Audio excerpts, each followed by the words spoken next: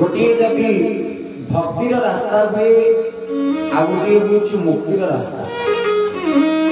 आ भगवान राम जिते मिथिला कटक अभिमुखे यात्रा कले दुईटी कर्म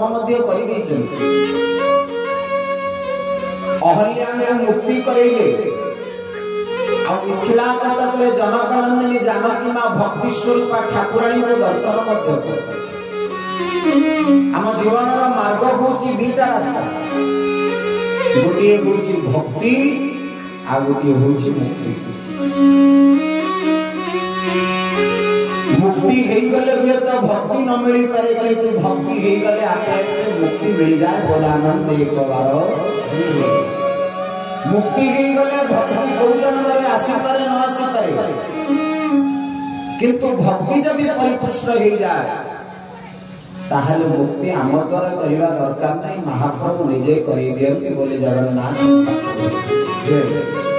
तेणु भक्ति जब परिपुष्ट हो जाए मुक्तिर दायित्व मणिमांकर आ मुक्ति पाइबा जदि आम भक्ति भी न करते ताहले आम मनुष्य।